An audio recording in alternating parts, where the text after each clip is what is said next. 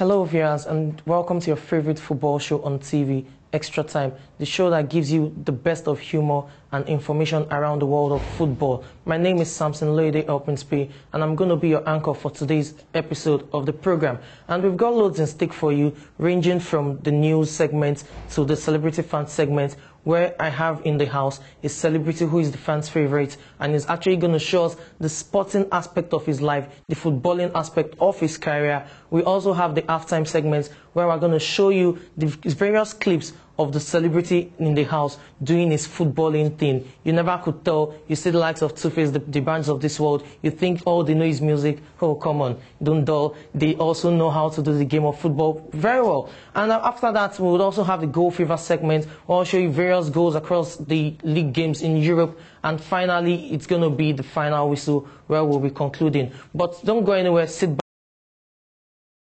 Welcome viewers at home, and it's still your favorite program, your favorite footballing show on TV, Extra Time. And right now we're in the news segments where we'll actually give you the news making the rounds of football. And definitely we have to start from the most controversial of all, and that has to do with that Argentine player, Carlos Tevez of Manchester City. The saga has been on for a while, controversy here and there with the manager Roberto Mancini himself, and also with the club officials. There have been suggestions, there have been issues about he not warming up, and he actually denying such allegations. But here it is right now, after the suspension imposed by the club on him and he going on AWOL. Carlos Tevez is back in Manchester City. He's back at the Carrington Complex, which is the training ground of Manchester City. And you know how it is. Everyone was on him. It was just a surprise because everyone expected him to actually clinch a move away from Manchester City during the winter transfer window. But that could not materialize as AC Milan, PSG and Inter Milan couldn't find a way to actually convince Roberto Mancini and the City officials to actually get him away from there, either on loan or on a permanent basis. No one could actually meet up with 25 million price tag. And here it is, Carlos Tevez still at Manchester City. Well, as it is right now, he's returned back. It seems it's a prodigal son. He's actually come back to his father's house, which is the Carrington Complex, which is the home ground, the training ground precisely for Manchester City. And right about now, he's actually issued an apology to both the fans and Manchester City as a club, including all officials, saying he's sorry. Well, that's left to see how the fans and the club officials will react to when he actually holds a meeting with them. That's left to be seen. But hey, if you'd ask me personally, I think Carlos Tevez was actually wrong to have actually apologized, because here it is. There were issues of he not warming up, and he came forth with video evidence against Mancini, claiming Mancini was actually having an altercation with Edin Dzeko of Bosnia and Herzegovina, the striker, who Carlos Tevez said he was using swear words at. Both the coach and the player were actually having an heated argument, and Carlos Tevez could not just go in there because he felt Mancini was getting it all wrong. And there were also video evidences in the match against Bayern Munich and Man City where the whole incident happened that showed Carlos Tevez warming up prior to the argument that took place. And here is it. Carlos Tevez is actually saying Mancini treated him like a dog, because when the whole issue and argument was actually on, he felt he couldn't just come in because they were trailing by 2-0 against a Bayern Munich side, and he expected Roberto Mancini, the coach, to actually make a substitution to actually get something out of the game. But Mancini took off Dzeko and brought in De Jong, which was actually a substitution that actually showed he had actually lost hope and just wanted to actually avoid conceding more goals. Carlos Tevez said, and I'm quoting, Roberto Mancini has a philosophy of when he's losing 2-0, he wants to actually pack the bus full and avoid conceding more goals rather than actually going out to try if they could get a draw. Well, on that note, you feel Tevez might be right. For me, if I was also a player, I could have done the same thing. For crying out loud, we were 2 goals down and you're actually making a substitution. You're bringing in a defensive midfielder for a striker. No, that's not it. I really don't think it's done anywhere. But Roberto Mancini came out to actually claim that was not what happened, that Tevez actually refused to warm up. Either way it is, none of us were there, so we might not really get to know the truth of the story. But as it is right now, Tevez is set to kick-start his career once again with Manchester City, as he has actually issued an apology to them, and that's left to be seen how the fans, the club officials, and the coach himself, Roberto Mancini, who we also know is actually stubborn-headed and controversial, would actually deal with that. But away from that to some Champions League tidbits, it's no longer a story that AC Milan trashed Arsenal by 5-0 at the Emirates Stadium, compounding Arsenal's woes and making it impossible for Arsenal to clinch a trophy this season. And you know what that means? The trophyless streak continues. 7 years and we are still counting. Arsene Wenger, everyone is on your neck. What are you going to do? But as it is, kudos should be given to AC Milan. They knew what they wanted and they just went for it.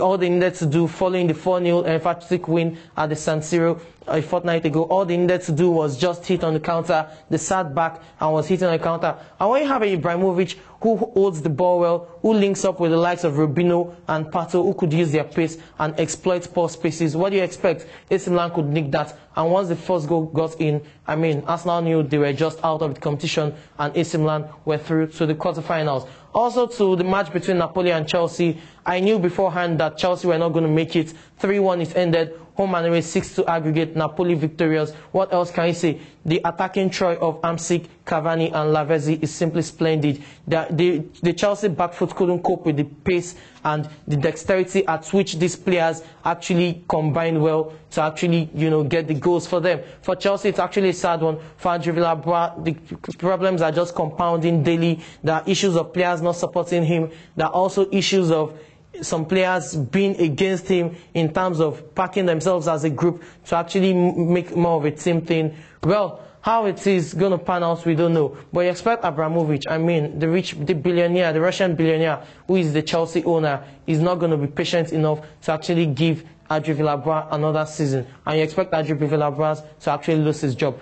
Well, we get to see how that pans out. We'll go on a break right now. And my celebrity is still in the house. He's a fan's favorite, as I said. I'm not going to reveal him to you, but I call him the King Kong of the Chocolate City Group. You know who it is. Sit back, relax, we'll be back. Welcome back to your favorite football show on TV. It's Extra Time. And yet, if you're just joining us, you've not missed, because there's still an aspect that promises to be hilarious and interesting, as I have the Chocolate City's King Kong in the building. You know who it is. It is Africa's rapper #1. No other person other than that short dude from Just, Mr. Incredible. Welcome, sir. Talking, right? Okay, fine. Now, I mean, you're doing well in the music industry and everyone likes what you do, your kind of music, but many people are not aware that you also have a sporting aspect, a footballing aspect of your life. So, I mean, what can you tell us? Because personally, I know you're a Ghana fan. So what can you tell us about your sporting aspect about your life? I mean, you played ball from your childhood, your secondary school year. I know about that, okay? Okay, fine. You heard that from him. He played ball. He also represented the secondary school football team when he was in school. And for how long have you been supporting Arsenal, may I ask? Wow, are you serious? So it's not like you are just an Arsenal fan during the invisible era.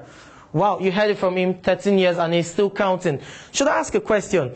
When Arsenal fails to qualify for a tournament or they miss a very important match, how do you feel as a fan? Do you just feel, okay, fine, those guys are not just serious, just let me get to the studio and start recording, or you feel quite bad about it?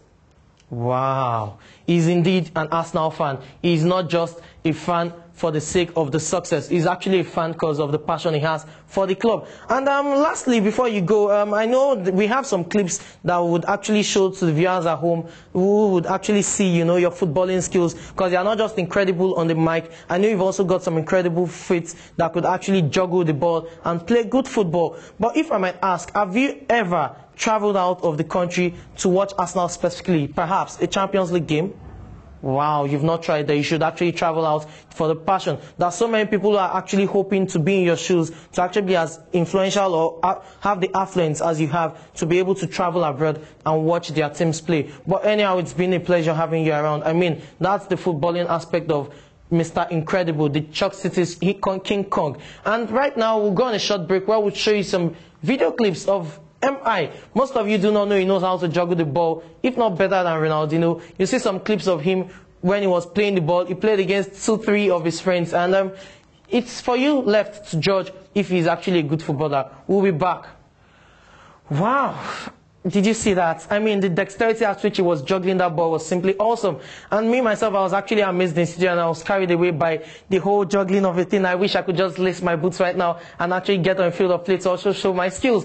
Well, it's a pleasure having Mr. Incredible here. It's MI, he knows how to do it on the mic and he's actually shown us some clips of how he could do it with his feet. We'll be back next week, we'll be back next time when Extra Time, your favorite footballing show on TV, will be back to give you the very best of football information and humor. From me here to you, it's goodbye and God bless.